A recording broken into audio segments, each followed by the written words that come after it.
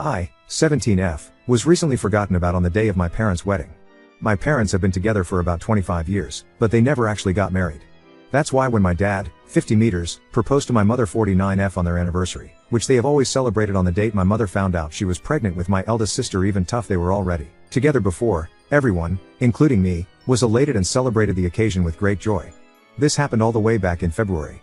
They immediately jumped into wedding planning, deciding very early on a small event in Hawaii with just the closest family and friends for an intimate ceremony.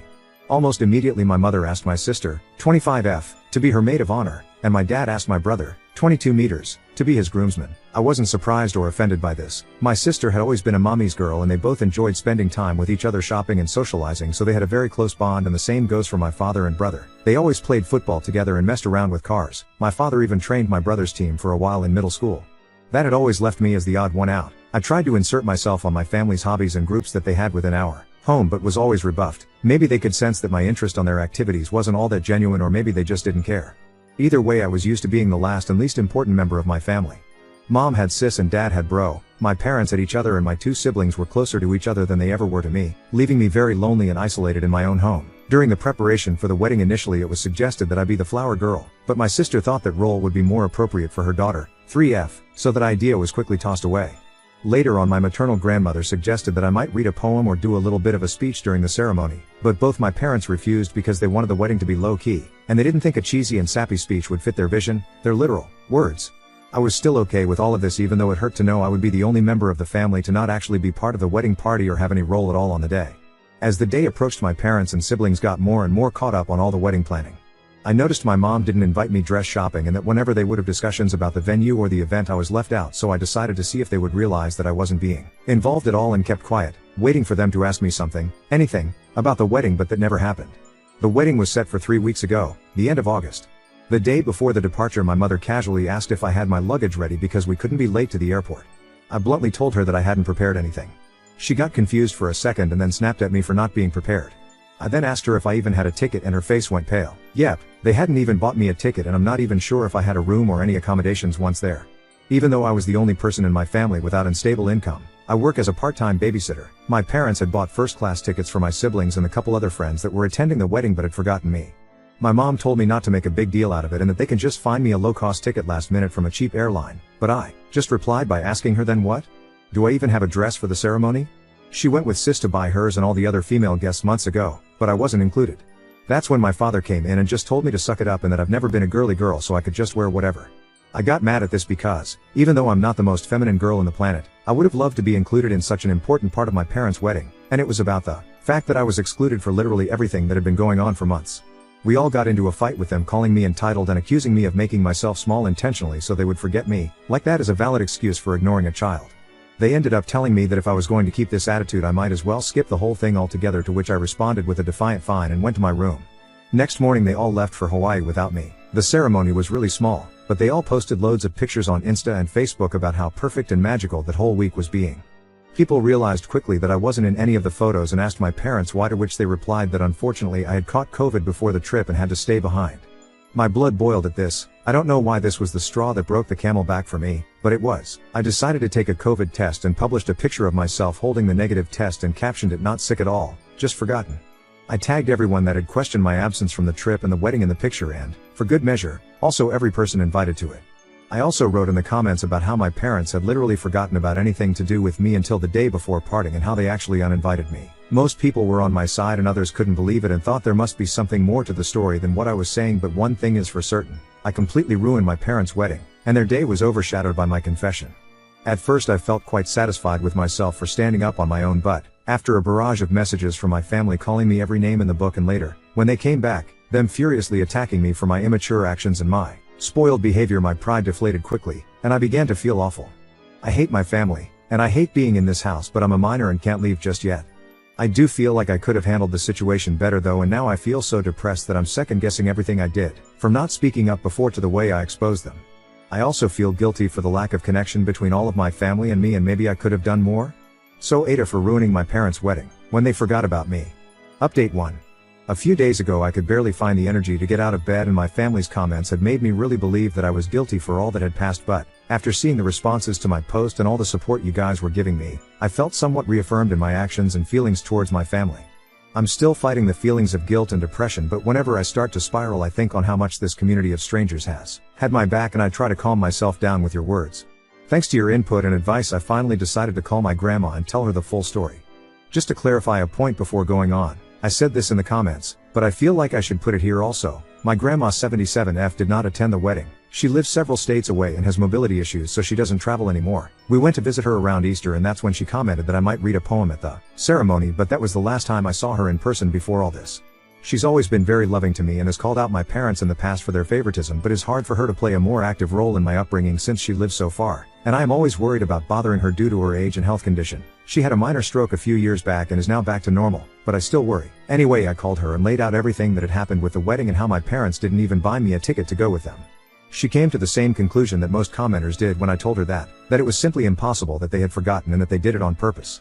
I cried on the phone with her, laying out how I was feeling, how this has been going on forever, how I feel in the aftermath, and most importantly about my need to get out. She was extremely sweet and comforting to me and told me that I had nothing else to worry about because she had my back 100%, and told me to take it easy but make plans for my future and that she'd help me.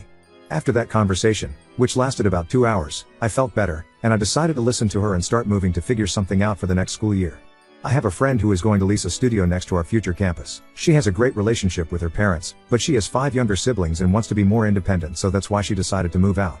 I asked her if I could move in with her temporarily and that I would pay her rent as soon as I got a job. She immediately accepted and told me not to worry about rent or anything else until I was in a better position, and we had a good cry together when I told her all about my parents' wedding incident. So this all happened a couple days ago, and I was planning on doing the update then, but my grandma called my parents and my siblings to lecture them about how they were treating me. My brother just sent me a text afterwards with a half-hearted apologize, saying that he didn't know I wasn't included and that he just thought I wouldn't have fun on the trip, and then I posted the pic just to create drama. My sister on the other hand berated me and told me that I kept trying to make public my own problems and pinning them on my family when they are all innocent.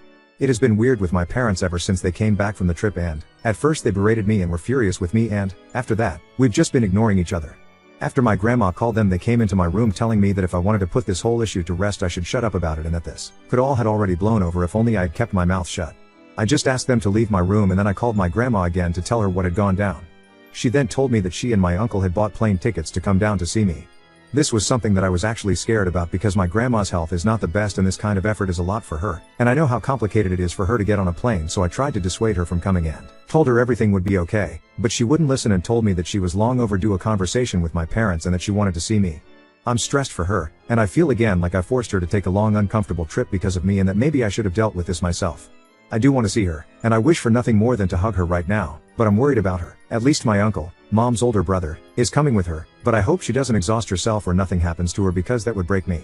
They arrive tomorrow and have not informed my parents of their trip. My grandma asked me to keep it until she gets here. I hope she is able to make my parents see the mistake in their actions, or, at the very least, help me break the news to them that I'm moving out very soon, and I plan on being no contact with them. I don't know, I'm worried about her having to do so much for me and bothering her, but I also appreciate and love her so much for doing all this for me. Update 2. So my grandma called me to tell me she was coming here to see me and help me out.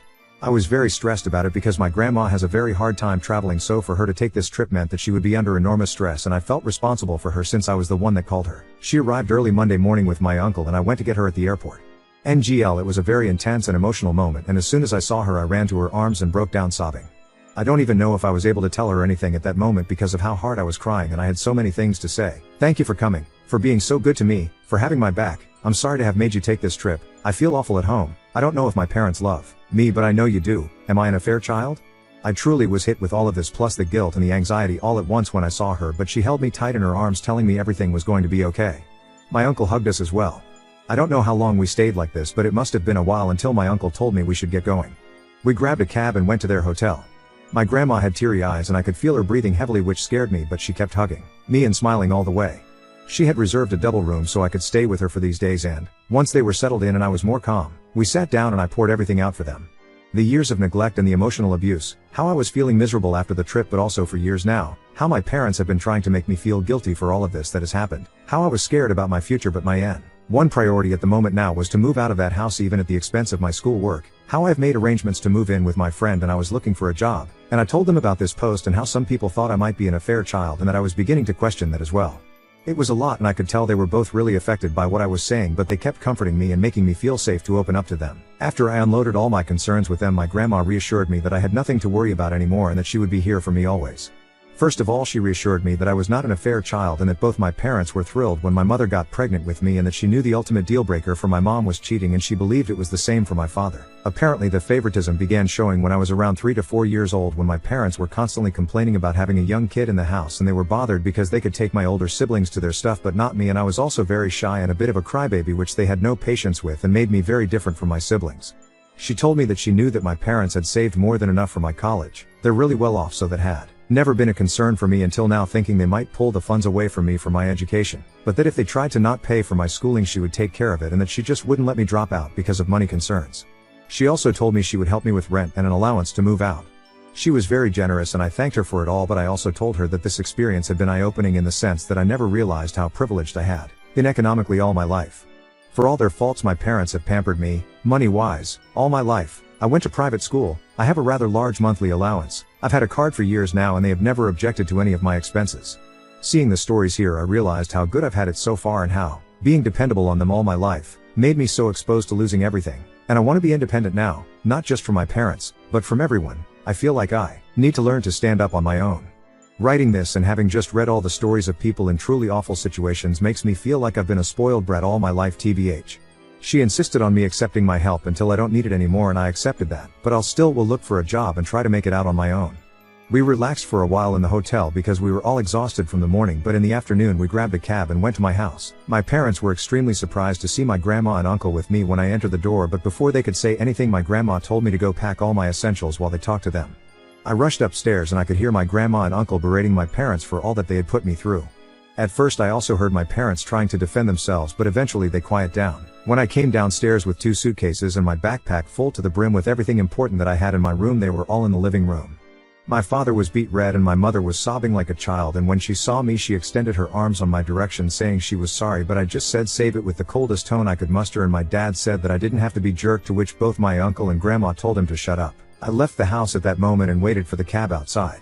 In the hotel my grandma reassured me that I wouldn't have to go back to them, and that they told her my college tuition was never in question for them, and that they had planned to throw me an extravagant birthday party to make up for the wedding mess and were going to be giving me a car as an apology for everything. But my grandma was having none of that BS, because it was pretty obvious to her that they were only trying to save face, and they were coming up with these things on the fly, and that a party and a car would not make up for all that they have put me through. Apparently the moment that broke my mother was when she told her that I had even questioned my paternity, and she started crying then, but my grandma told her that what else could they expect when they had excluded me repeatedly from all family events since I was a child. She told me that she would make sure they made the payments to my school unless I preferred to completely cut ties with them and have her pay until I can pay myself, and I asked her to do that.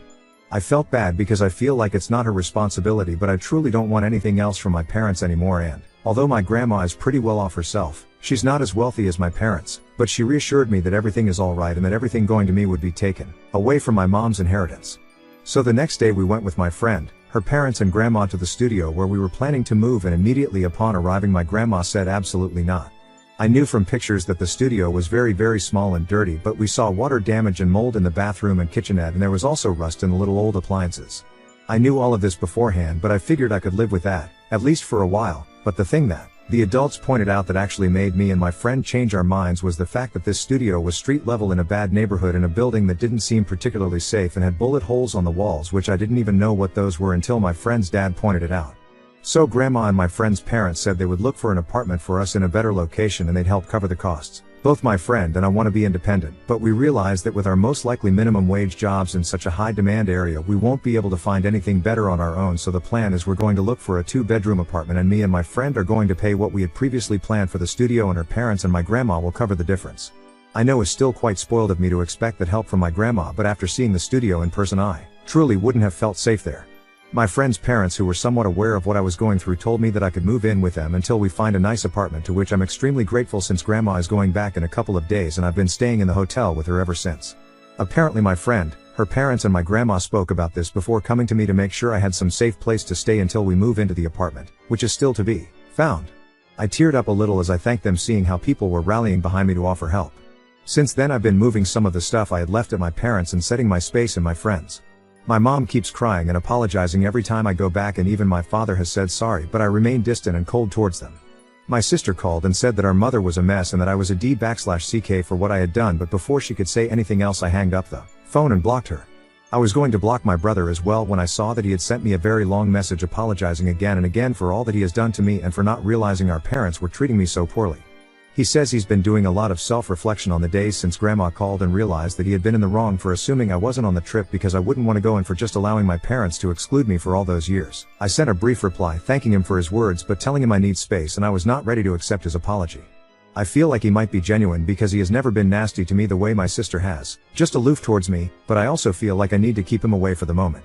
Also, keeping a bridge up with my family feels like the right thing to do right now that everything is so fresh. Maybe in the future he will show me he's just as nasty as everyone else and I block him, but as long as he respects my boundaries I feel better not cutting him off completely.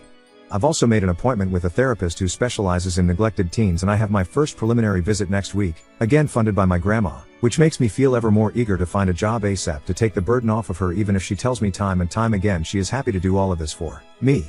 That's where things stand right now. I don't know if I'll update again, maybe when I start classes or move to the apartment, but right now I'm just trying to enjoy some time with my grandma and my uncle and learn to grow and get rid of this feelings of guilt and depression that have been plaguing me for so long. I want to thank once again all of this community for being so nice and helpful to me and all of you who have messaged me with your own personal stories of getting kicked out or having to learn how to make it on your own at a too early age. You've helped me feel a lot less alone and made me realize that things can get better if I work hard for it. I feel kind of spoiled for having such an amazing support system on my grandma, uncles and my friend, but you all guys are right. Reaching out has been the absolute best decision I could have taken and opening up about my feelings to those who love me and to all of you internet friends has absolutely saved me, so thank you. Really, I'm more grateful than words can ever tell.